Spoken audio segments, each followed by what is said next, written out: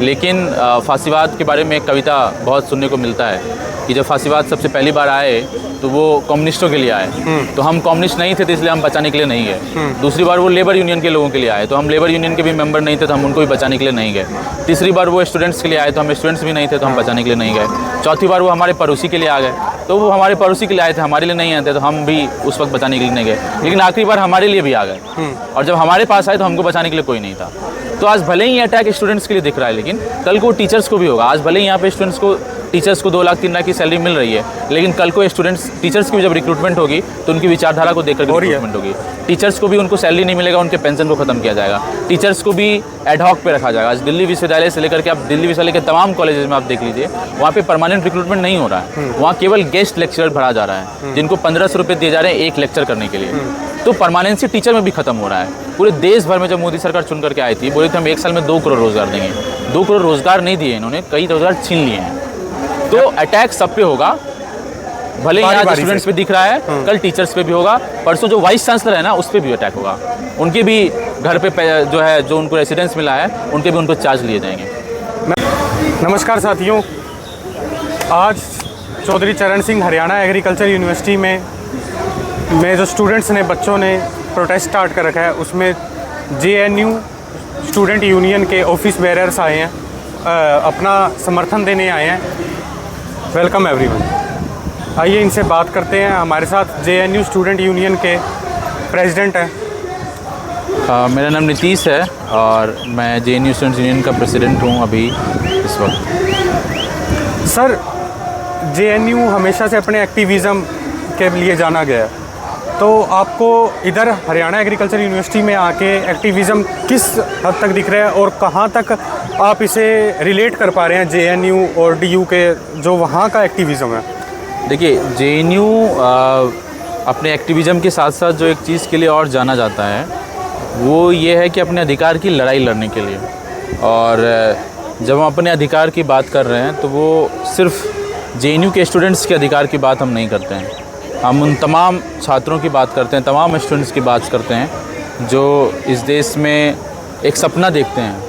और वो सपना एक बेहतर शिक्षा की होती है। वो सपना ये होता है कि हम एक विश्वविद्यालय में पढ़ाई कर सकते हैं, एक विद्यालय में पढ़ाई कर सकते हैं जहाँ पे हमको सिर्फ इसीलिए उस विश्वविद्यालय में एंट्री करने से नहीं रोक दिया जाएगा कि हमारे जेब में पैसा नहीं है। तो शिक्षा को आज लगातार जो सरकार बेचने की एक कोशिश कर रही है, ये आंदोलन जिस तरीके से JNU में शिक्षा के बाजारीकरण के ख़िलाफ़, शिक्षा के प्राइवेटाइजेशन के ख़िलाफ़ हम हर वक्त लड़ाई लड़ रहे हैं, ये आंदोलन उसी कड़ी में एक बेहतर मजबूत आंदोलन के दिशा पे चल रहा है।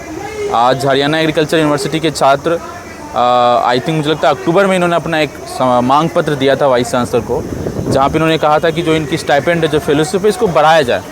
मुझे लग रहा है कि अभी भी जो अमाउंट मिलता है कोई बहुत बड़ी अमाउंट नहीं है। और लेकिन देखिए कि उसके बढ़ाने के बदले यहाँ का वाइस चांसलर एडमिनिस्ट्रेशन ये कर रहा है कि उस फेलोशिप को कट कर दिया है। ये बोल रहा है कि हम केवल 25% स्टूडेंट को फेलोशिप देंगे। तो ये तो कहीं से जायज़ नहीं है। जायज़ क्यों नहीं है? शिक्षा जैसा एक बेसिक मूलभूत अधिकार है।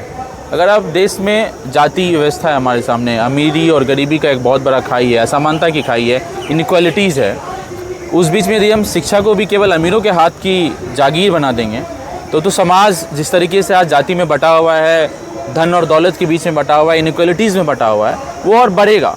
क्योंकि केवल अमीरों के बच्चे पढ़ाई करेंगे, जब वो पढ़ाई करेंगे तो वही एडमिनिस्ट्रेशन में जाएंगे, वही साइंटिस्ट बनेंगे, वही प्रशासन को संभालेंगे। तो कहीं ना कहीं सिर्फ और सिर्फ जो पढ़ाई है उसको अमीरों के लिए ही सीमित कर दिया जा रहा है, आपका कहने का ये मतलब है? बिल्कुल, ये सरकार की पॉलिसी है। आप देखिए, जब से भाजपा सरकार चुन करके आई 2014 में, उसके बाद JNU में अलग अलग तरीके से इन्होंने करने की कोशिश किया। 2020 में इन्होंने अपना एक डॉक्यूमेंट लाया जिसका नाम है न्यू एजुकेशन पॉलिसी। सुनने में अच्छा लग रहा है न्यू एजुकेशन पॉलिसी, बट उसमें है क्या? वो उस पूरे के पूरे डॉक्यूमेंट में आपको कहीं भी एक जगह भी रिजर्वेशन शब्द का स्थान नहीं दिखाई देगा। आपने रीड करा उसे? हाँ। उसमें इंक्लूसिविटी की बात कहाँ तक कर रही है? इंक्लूसिविटी चारों तरफ लिखा हुआ है। इंक्लूजन वर्ड लिखा हुआ है, वर्ड्स लिखे हुए हैं। हम इंटरडिसिप्लिनरी लेकर के आ रहे हैं, इंक्लूजन लेकर के आ रहे हैं, शिक्षा में एक नई क्रांति आएगी। लास्ट एजुकेशन पॉलिसी 1986 में बनी थी, आउटडेटेड हो गई, हम नई लेकर के आ रहे हैं, न्यू इंडिया का न्यू एजुकेशन पॉलिसी। बट उसमें क्या लिखा हुआ है? उसमें लिखा हुआ फाइनेंशियल ऑटोनॉमी।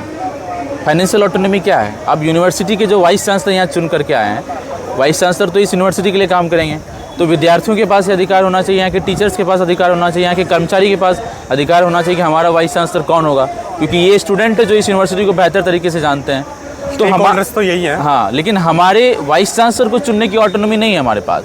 ऑटोनॉमी क्या है? फाइनेंशियल। तो यूनिवर्सिटी को ग्रांट मिलता है, सरकारें देती है, यूजीसी देती है सेंट्रल यूनिवर्सिटीज़ को। अब ग्रांट को ख़त्म करके इन्होंने एक नया मॉडल बनाया जिसका नाम है HEFA model, higher educational funding agency, जिसमें अलग अलग कॉर्पोरेट, अडानी, अंबानी, तमाम पूंजीपति लोग अपना पैसा डालते हैं। अगर यूनिवर्सिटी को अपने अंदर कोई डेवलपमेंट करना है, कोई नई बिल्डिंग बनानी है, तो यूनिवर्सिटी को ग्रांट नहीं मिलेगा सरकार से, तो वो तो उनके हाथों में पहुंच जाएगी। वो बल्कि उनको हिफा से लोन लेना होगा। और लोन का एक ही मतलब होता है कि यदि हम आपसे 10 रुपये लेंगे तो ऑब्वियस सी बात है कि आपको इंटरेस्ट के साथ चुकाना पड़ेगा। तो यूनिवर्सिटी यदि हिफा से लोन लेगी तो उसको भी इंटरेस्ट के साथ चुकाना होगा। तो इंटरेस्ट कहाँ से लाएगी? ऑब्वियस सी बात है कि वो अपने स्टूडेंट से पैसा वसूलेगी, क्योंकि ये तो और कोई दुकान तो है नहीं कि जो प्रोडक्शन सामान बना रही है और उसको बेच रही है। स्टूडेंट्स आते हैं, वो पैसे देते हैं, पढ़ाई करते हैं, तो उनका फ़ी हाइक होगा, ज़्यादा पैसा उनसे लिया जाएगा। उनको जो स्कॉलरशिप मिला जा रहा है उनको ख़त्म किया जाएगा। उनको बोला जाएगा कि आप हॉस्टल में पानी यूज़ कर रहे हैं, उसका भी हम पैसा लेंगे। आप हॉस्टल में बिजली का इस्तेमाल कर रहे हैं, हम उनका भी पैसा लेंगे। आप हॉस्टल में कोई कार्यक्रम करवाना चाहते हैं, हम उनका भी पैसा लेंगे। आप एग्ज़ाम का पेपर भरना चाहते हैं, हम उसका अलग से पैसा लेंगे। तो फाइनेंशियल ऑटोनॉमी। जेएनयू की हॉस्टल फीस कितनी है? जेएनयू में 10 रुपये पर मंथ पड़ता है हॉस्टल फीस, बट अगर आपको एक सेमेस्टर में रजिस्ट्रेशन कराना होता है तो वह 1100-1200 पर सेमेस्टर होता है। 1100-1200 सेमेस्टर। आपके यहाँ कितनी है? 1800-1900, मतलब वो 800-900 का फिर भी गैप है, और वो दिल्ली में और ये हिसार में है। पर मंथ है, पर सेमेस्टर 1800-1900 है। तो लेकिन इनका ट्यूशन फ़ी बहुत ज़्यादा है। ट्यूशन फीस कितना है आपका? जनरल कैटेगरी के स्टूडेंट का आई थिंक 10 से 12। मुझे किसी ने बताया था कि 30,000 इनका ट्यूशन फीस है। हाँ। जिसके अंदर इनको 36,000 तो स्कॉलरशिप मिल जाती है। अच्छा। अथॉरिटीज़ को सिर्फ एक यही चीज़ खा रही है कि बच्चा 30,000 फीस दे के 36,000 तो हमारे से स्कॉलरशिप ले जा रहा है। जबकि टीचर्स की सैलरी 2 से 3 लाख 4 लाख। तो टीचर्स का सिर्फ पावर हाथ में कंट्रोल होना, सिर्फ टीचर्स के हाथ में ये कंट्रोल है। वैसे तो स्टूडेंट्स के हाथ में भी नहीं दिया जा सकता, बट इसके ऊपर कोई ऐसी बॉडी नहीं है जो कंट्रोल कर सके कि हाँ, टीचर्स अगर अपनी मनमानी कर रहे हैं तो हम उनके ऊपर देखें। नहीं, देखिए, टीचर्स एक मनमानी तो कर ही सकते हैं एक हद तक, जहाँ तक मेरी समझ है, बट ये ओवरऑल एक स्ट्रक्चर का प्रॉब्लम है। और इसमें ऐसा नहीं कि केवल स्टूडेंट्स परेशान हो रहे हैं। भले ही आज एडमिनिस्ट्रेशन का एक सेक्शन स्टूडेंट्स के खिलाफ खड़ा है, लेकिन फासीवाद के बारे में एक कविता बहुत सुनने को मिलता है कि जब फासीवाद सबसे पहली बार आए तो वो कम्युनिस्टों के लिए आए, तो हम कम्युनिस्ट नहीं थे तो इसलिए हम बचाने के लिए नहीं गए। दूसरी बार वो लेबर यूनियन के लोगों के लिए आए, तो हम लेबर यूनियन के भी मेंबर नहीं थे तो हम उनको भी बचाने के लिए नहीं गए। तीसरी बार वो स्टूडेंट्स के लिए आए, तो हम स्टूडेंट्स भी नहीं थे तो हम बचाने के लिए नहीं गए। चौथी बार वो हमारे पड़ोसी के लिए आ गए, तो वो हमारे पड़ोसी के लिए आए थे, हमारे लिए नहीं आए थे, तो हम भी उस वक्त बचाने के लिए नहीं गए। लेकिन आखिरी बार हमारे लिए भी आ गए, और जब हमारे पास आए तो हमको बचाने के लिए कोई नहीं था। तो आज भले ही ये अटैक स्टूडेंट्स के लिए दिख रहा है, लेकिन कल को टीचर्स को भी होगा। आज भले ही यहाँ पे टीचर्स को 2 लाख 3 लाख की सैलरी मिल रही है, लेकिन कल को टीचर्स की भी जब रिक्रूटमेंट होगी तो उनकी विचारधारा को देखकर रिक्रूटमेंट होगी। टीचर्स को भी उनको सैलरी नहीं मिलेगा, उनके पेंशन को ख़त्म किया जाएगा। टीचर्स को भी एडहॉक पे रखा जाएगा। आज दिल्ली विश्वविद्यालय से लेकर के आप दिल्ली विश्वविद्यालय के तमाम कॉलेजेस में आप देख लीजिए, वहाँ पे परमानेंट रिक्रूटमेंट नहीं हो रहा है। वहाँ केवल गेस्ट लेक्चरर भरा जा रहा है, जिनको 1500 रुपये दिए जा रहे हैं एक लेक्चर करने के लिए। तो परमानेंसी टीचर में भी ख़त्म हो रहा है। पूरे देश भर में जब मोदी सरकार चुन करके आई थी, बोली थी हम 1 साल में 2 करोड़ रोज़गार देंगे। 2 करोड़ रोज़गार नहीं दिए इन्होंने, कई रोज़गार छीन लिए हैं। तो अटैक सब पे होगा, भले ही आज स्टूडेंट्स पे दिख रहा है, कल टीचर्स पे भी होगा। परसों जो वाइस चांसलर है ना, उस पर भी अटैक होगा। उनके भी घर पे जो उनको रेसिडेंस मिला है, उनके भी उनको चार्ज लिए जाएंगे। मैं पंजाब यूनिवर्सिटी से आता हूँ। पंजाब यूनिवर्सिटी में भी कितने ऐसे डिपार्टमेंट्स हैं जहाँ जो एक परमानेंट प्रोफेसर है वो एक है, और गेस्ट फैकल्टी कितने हैं? गेस्ट फैकल्टी, और वो किस बेसिस पे अपॉइंट हो रहे हैं वो सबको पता है। सभी एक ही चीज़ को ब्लेम कर रहे हैं कि आरएसएस के शाखा में जाना ज़रूरी है, आरएसएस की सब कुछ ज्वाइन करना ज़रूरी है। क्या आप इसको सच मानते हैं? क्या ऐसा हो रहा है? बिल्कुल यही हो रहा है। जेएनयू में आप समझे 2016 में मामिडाला जगदीश कुमार जो भी यूजीसी के चेयरपर्सन है, वो वाइस चांसलर बन के आए थे। और उसके बाद जेएनयू में मुझे लगता है एक भी रिक्रूटमेंट ऐसा नहीं है जिसका किसी न किसी तरीके से आरएसएस, एबीवीपी, बीजेपी के लोगों से कनेक्शन नहीं होगा। एक भी रिक्रूटमेंट नहीं है। और ऐसा भी नहीं है कि जो आरएसएस, बीजेपी, एबीवीपी के लोग भी उनको पढ़ाने लिखाने आता है। उनको अपने ही विषय का कोई ज्ञान नहीं है। और उनसे दिक्कत क्या हो रहा है, 2016 में ये आए, उन्होंने अपने लोगों को रिक्रूट करना शुरू किया। अब हो क्या रहा है कि स्टूडेंट्स तो बहुत अच्छे टीचर से पढ़ने की उनकी आदत है। अब इनके टीचर्स जो रिक्रूट हुए हैं, फैकल्टी जो रिक्रूट हुए हैं, इनके क्लास में कोई स्टूडेंट जा नहीं रहा है, उनके क्लासेस खाली पड़ जा रहे हैं। ये ऑप्शनल पेपर ऑफर कर रहे हैं, कोई स्टूडेंट ले नहीं रहा है। तो उन्होंने 2018 में एक पॉलिसी लेकर के आया कंपलसरी अटेंडेंस, कि सबको क्लास आना ज़रूरी है। पहले जीएनयू में कभी ये ज़रूरत ही नहीं पड़ती थी। टीचर्स के क्लास में बैठने के लिए जगह नहीं मिलता था। जब वहाँ पे रोमिला थापर क्लास ले रही हैं तो नीलाद्री क्लास में बैठे हुए, नीलाद्री क्लास ले रहे हैं तो रोमिला थापर स्टूडेंट के साथ बेंच पर बैठ के पढ़ाई कर रही हैं। और क्लास में 8 बजे का क्लास है, 7:50 में क्लास फुल हो जा रहा है। लेकिन अब इनके टीचर्स की हालत है कि स्टूडेंट पढ़ने नहीं आ रहे हैं, तो कंपलसरी अटेंडेंस लेकर के आएँ। तो रिक्रूटमेंट भी जो कर रहे हैं अपने लोगों की ना, तो अब इनका तो कभी पढ़ने लिखने का इतिहास रहा नहीं है, हमेशा चाटुकारिता का इतिहास रहा है। अंग्रेज़ों से पहले गुलामी किए हैं, चाटुकारिता किए हैं, अभी ट्रम्प की कर रहे हैं। तो चाटुकारिताओं का इतिहास जिनका रहा है, उनका पढ़ने और लड़ने का इतिहास नहीं रहा है। वो पढ़ाई और लड़ाई का इतिहास उनका नहीं है। मतलब उन्हें नॉलेज नहीं है। नॉलेज हो सकता है, लेकिन ट्रेडिशन उनका वैसा नहीं है। नॉलेज तो किसी के अंदर ऐसा नहीं है कि आप किसी खास वर्ग में जन्म लेंगे। पहले किताब मत उठाओ, पहले शाखा में जाओ, पहले शाखा डंडा उठाओ, सीटी उठाओ और फिर किताब उठाओ। और नफरत है, आप किसी एक खास कम्युनिटी के खिलाफ नफरत पाल करके अपने आप को ऑर्गेनाइज कर रहे हैं। बाबा साहब भी बोलते थे आप एजुकेट, एजुटेट, ऑर्गेनाइज, खुद को ऑर्गेनाइज करिए। लेकिन किसके लिए करिए? अपने समाज की भलाई के लिए करिए, देश के बेहतरी के लिए करिए। लेकिन इनका उद्देश्य वो नहीं है। बाबा साहब ने कॉन्स्टिट्यूशन लिखा था ताकि सप्रेस्ड और मार्जिनलाइज जो वर्ग हैं उन्हें ऊपर लाया जाए। और जिस तरह से आज हो रहा है, जो चीज़ें आज आ रही हैं हमारे सामने, उसको किस तरह से देख रहे हैं? क्या कॉन्स्टिट्यूशन की उल्लंघना हो रही है या उसको फॉलो करा जा रहा है? और कौन से मापदंड यूज़ करे जा रहे हैं? नहीं, कॉन्स्टिट्यूशन का तो आप देखिए कि बहुत सारे ऐसे क्लॉजेज हैं और बहुत ओपन एंडेड था। एक कॉन्स्टिट्यूशनल जो हम बोलते हैं कि जो कॉन्स्टिट्यूशनल मॉरलिटी की बात होती है कि कॉन्स्टिट्यूशन का अपना एक विज़न है। वो विज़न क्या था? देश की बेहतरी का। उसमें बहुत सारे ऐसे क्लॉजेस थे, ऐसे बहुत सारे आर्टिकल थे जिसका अलग अलग सरकार अलग अलग तरह से इंटरप्रिटेशन कर सकती है।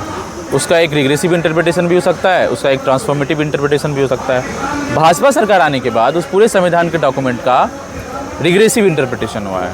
रिग्रेसिव इंटरप्रिटेशन किस तरीके से हुआ है कि आप जिस तरीके से यूएपीए के कानून को ला करके स्टूडेंट एक्टिविस्ट को जेलों में भर रहे हैं, आप जिस तरीके से पूरे के पूरे अभी लेबर कोड जो नया लाया गया है, उस पूरे लेबर कोड में आप देखिए जिस तरीके से लेबर यूनियन को ख़त्म कर दिया गया है, उसी कानून का इस्तेमाल करके आप किसानों के खिलाफ 3 कृषि कानून बना दिए।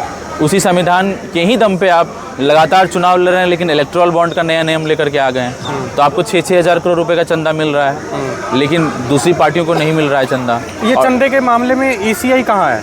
इलेक्शन कमीशन ऑफ इंडिया क्या सोया हुआ है? मतलब अगर विपक्ष का कोई कुछ कर रहा है उनको तो उठा लिया जाता है, उनके ऊपर एक्शन भी ले लिया जाता है। बट जो सत्ताधारी पार्टी है उसके साथ क्या हो रहा है? मतलब इलेक्शन कमीशन का बर्ताव पॉजिटिव उनकी तरफ क्यों जाता है? उनकी तरफ झुका हुआ क्यों है? नहीं, देखिए वही तो है। आप जितने भी डेमोक्रेटिक इंस्टीट्यूशन हैं, जब हम डेमोक्रेसी की बात करते हैं तो केवल पार्लियामेंट नहीं है उसके साथ तमाम बहुत सारे डेमोक्रेटिक इंस्टीट्यूशन जो इंडिपेंडेंट इंस्टीट्यूशन है उसकी हम बात करते हैं, जो डेमोक्रेसी को फंक्शन करने में हेल्प करता है। चाहे वो जुडिशरी हो, चाहे वो इन्वेस्टिगेटिव एजेंसी हो जो इंडिपेंडेंट होती हैं, चाहे जैसे आप ECI की बात करें, इलेक्शन कमीशन ऑफ इंडिया की बात करें, कहीं ना कहीं जब से भाजपा सरकार आई है इन तमाम इंस्टीट्यूशन को लेके आए हैं। हाँ, जो पीछे अभी नीट का आया था, हाँ, अब नीट का रिजल्ट आया कल परसों, तो उसमें 700 हाईएस्ट आए हैं। तो वही है। तो उस तरीके से तमाम इंस्टीट्यूशन को भी ये कब्जे करने की कोशिश की। ऐसा नहीं कि केवल यूनिवर्सिटी में अपने वाइस चांसलर और प्रोफेसर रिक्रूट करने की कोशिश कर रहे हैं। ये अपने लोगों को हर जगह, आप जुडिशरी में देखिए कि ऐसे ऐसे जजेस के रिक्रूटमेंट हुए हैं जिनको रिक्रूट किया गया है, वो डायरेक्टली बीजेपी और RSS से एसोसिएट होते हैं, फिर भी उनको रिक्रूट किया जा रहा है अलग अलग जगह, हाई कोर्ट से लेकर के सुप्रीम कोर्ट से। आप देखिए कि जो चीफ जस्टिस थे तरुण गोगोई जो आसाम से थे, वो जैसे ही रिटायर होते हैं उनको राज्यसभा में बीजेपी के टिकट से सांसद बना दिया जाता है। तो ये तो डायरेक्ट कनेक्शन दिख रहा है। और वही है जो कि आपको राम मंदिर पर जजमेंट दे रहे हैं। CU आपको अगर नाम सुना हो, मोहाली में चंडीगढ़ यूनिवर्सिटी, उसके जो ओनर हैं जिन्होंने वो लाए थे, वो यूनिवर्सिटी स्टार्ट करी थी, सतनाम संधू राज्यसभा मेंबर है, नॉमिनेट करा हुआ है उन्हें। और इसी तरह से बाकी भी हो रहा है, सब जगह यही चल रहा है। जबकि हरियाणा में, हरियाणा विधानसभा के जो इलेक्शंस थे उसको भाजपा ने इस मुद्दे पे लड़ा था कि खर्ची पर्ची बंद करेंगे, भाई भतीजावाद बंद करेंगे। पर जिस तरह से अब देख रहे हैं और आप बता रहे हैं कि सिर्फ़ और सिर्फ बीजेपी के, आरएसएस के अपने ही बंदे तमाम लोगों को लेके आ रहे हैं, तो ये ड्यूअल इनका नेचर क्यों हो रखा है? या इसको जेएनयू के स्टूडेंट्स किस तरह फेस करेंगे? मतलब आपके वहाँ भी रिक्रूटमेंट्स हो रही हैं, एचएयू भी इस चीज़ से पीड़ित है, पीयू भी इस चीज़ से पीड़ित है, पंजाबी यूनिवर्सिटी पटियाला भी, जीएनडीयू भी, देश भर का पूरा। अगर नाम लेने लगे तो यूनिवर्सिटीज़ के नाम कम पड़ जाएंगे, पर इनके बंदे वहाँ पे बिठाए हुए हैं।